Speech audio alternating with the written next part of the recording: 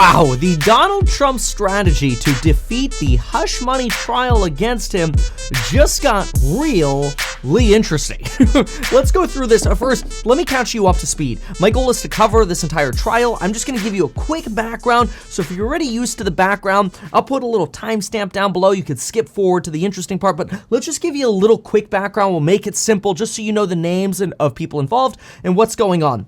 So when you hear Alvin Bragg, I want you to think district attorney. When you hear Matt, I want you to think the prosecutor. He's the guy actually in the courtroom pounding the pavement for Alvin Bragg. When you hear Letitia James, think of a state of New York attorney general. These names sometimes blend together, so I'll add some reminders. So keep in mind that this entire case is designed to paint what Donald Trump did as a criminal conspiracy and a cover-up to influence the election. Now, the Trump campaign's response to this is pretty remarkable already in their opening statements, so we're going to hit that. As far as some other names that are going to be important, David Pecker, CEO of the company that owned the National Enquirer, Stormy Daniels, who signed a statement in 2018, January 30th, 2018, stating she never had an affair with Trump, but then she later said that wasn't her signature, and then in a different case said that, okay, it was her signature, but she had no choice because she was forced to sign the statement via a non-disclosure agreement in exchange for accepting the $130,000 and felt like she had no choice to accept the $130,000. So that'll come up. That all relates to, of course, her allegations that the National Enquirer was thinking about taking public, which then she recanted and kind of kept her story hushed up, if you will, because allegedly she made a deal with Trump. You'll hear Todd Blanche. He's the Trump defense attorney. Now, this guy is really interesting because he has a history of being a federal prosecutor in Manhattan, which is interesting because now he's playing defense attorney. In other words, he used to be the guy working for Manhattan. Now he's the guy working for the defendants against Manhattan. So it's kind of a really interesting flip-flop of a role. He has limited experience as a defense attorney, and he also helped Paul Manafort avoid state charges of mortgage fraud. So somehow hooked up with Donald Trump, and here we are. So the idea probably is that Trump's got a guy who used to work for the state and knows how they operate, right? That's the idea. Then you've got Judge M, I like to call him, Judge M, I call him Judge M. He's the justice of the New York State Supreme Court in Manhattan. He is not only presiding over the hush money trial, but he also previously oversaw the 5-week trial against the Trump Organization for tax fraud, which the Trump Organization was convicted of, 17 counts. He also oversaw the trial of Alan Wieselberger, the former financial chief of the Trump Organization, who pled guilty to a 15-year-long tax fraud scheme. Judge M sentenced Allen to 5 months at Rikers Island. All right, then, of course, you've got to know Michael Cohen. Now, here's another interesting character that everybody's got an interesting kind of story, because Michael Cohen actually pled guilty to lying to Congress, lying in court, and lying to the media. He actually went to prison. He was sentenced to 3 years in prison and ordered to pay $50,000 and then got disbarred so he can no longer be an attorney. He went to prison in 2019 and got out in 2021. So he spent COVID in prison. Anyway, this guy's like 57 years old. At one point, Donald Trump sued Cohen for breach of legal trust because of that audio recording against Donald Trump, or that people are trying to use against Donald Trump. I'll explain that in a moment. And then, of course, he's now being used as a key witness against Donald Trump. That's because of, I'm not going to play the audio recording because I'll show you why Donald Trump's defense kind of messes all of that audio recording stuff up. But basically, there's this audio recording where Michael Cohen's like, hey, so I'm going to set up a shell company. I'm going to make the payments to deal with the Pecker issue. That's the National Enquirer story referring to Stormy Daniels. Okay, so that's really just like a catch-up of everything. And Michael Cohen recorded that. Why he recorded that, who knows? But he did, and you hear Trump kind of, going along with it, whatever. Okay, none of that is necessarily wrong. What's wrong is what the district attorney alleges, and that's 34 counts of basically writing checks, invoices, and documenting items in like QuickBooks, like a ledger, saying these are normal, necessary, and ordinary legal business expenses. That's what the Trump organization claims. And the district attorney is claiming, no, those expenses were used to cover up something that the voting public should have known of. Therefore, not only did you lie about a business expense being a business expense, which would be a misdemeanor, but you used it to cover something else up. And that rises to a Class E felony, which is the lowest form of a felony. So the argument is you paid off Stormy Daniels through your family trust via Michael Cohen. Cohen has admitted to such.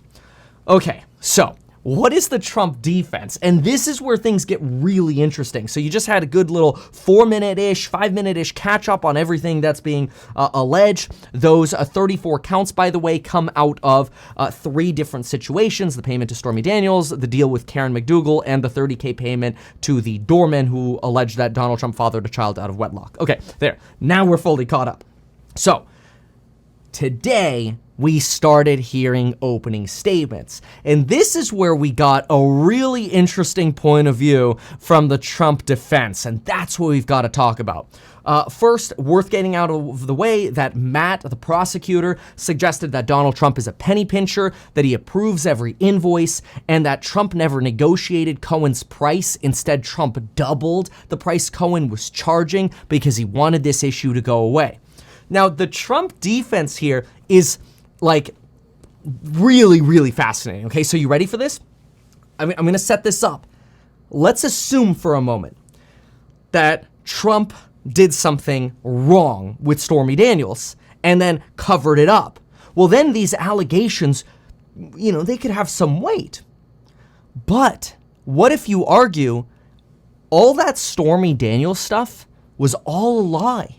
And therefore, all of the other expenses that happened, the invoices, the legal expenses, the reimbursements, the shell company, the audio recording, all of that doesn't matter because we were just simply paying for a false story to go away so we wouldn't have to publicly defend a false story right before the election.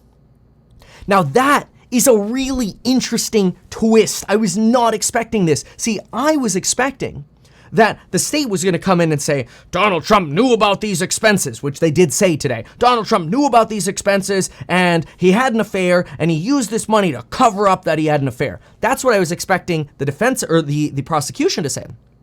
And I thought the defense would come in and say, Donald Trump knew nothing about these payments, which would be problematic because they have that audio recording that the FBI got their hands on, right?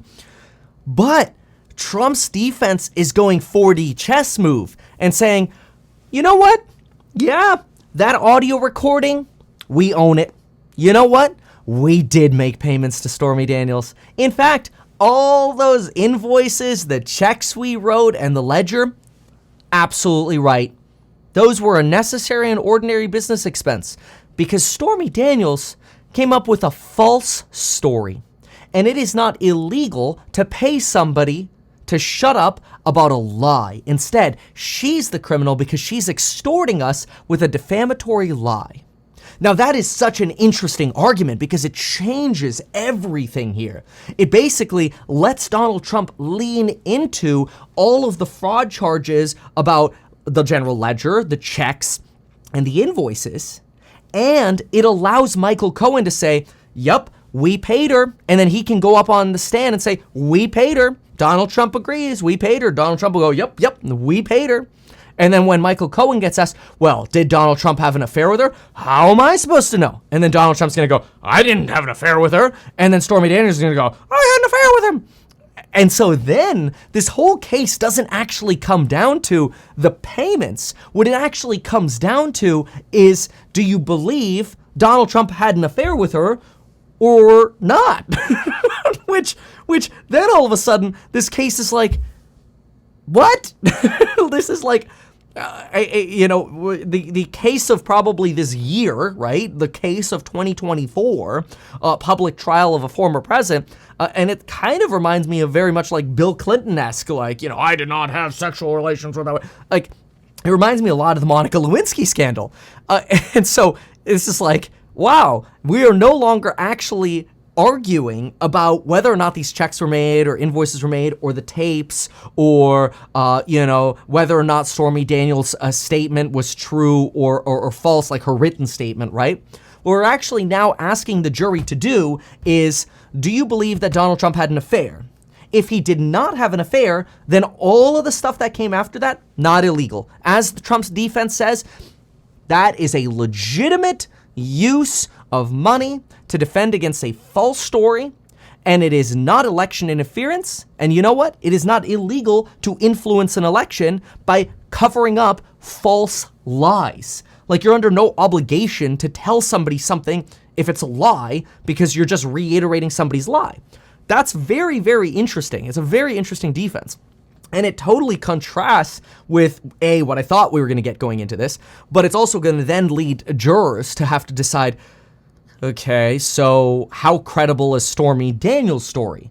Because really, you just basically can put Michael Cohen up there and he's going to say, yeah, we wrote the checks, but now it's all going to come down to what evidence does Stormy Daniels have that an affair actually occurred.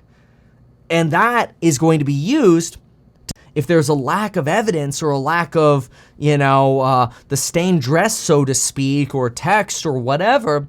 It's going to be pretty hard to get Trump.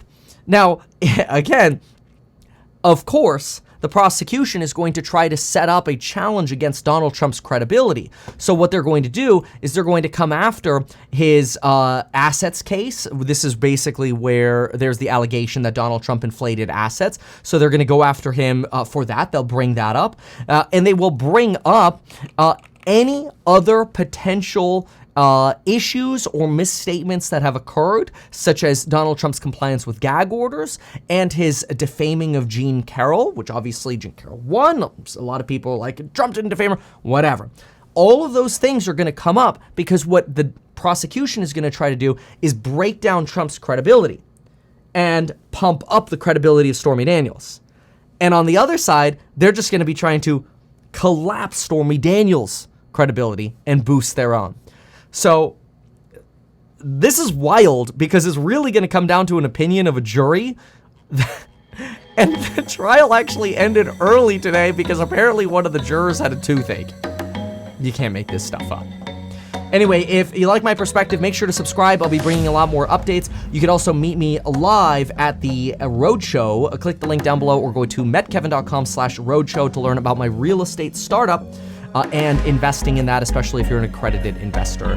Read the solicitation over at househack.com/2024 and make sure to click that RSVP button if you want to come in person. Thanks. Bye. Advertise these things that you told us here. I feel like nobody else knows about this. We'll try a little advertising and see how it goes. Congratulations, man. You have done so much. People love you. People look up to you. Kevin Paffrath there, financial analyst and YouTuber. Meet Kevin. Always great to get your take.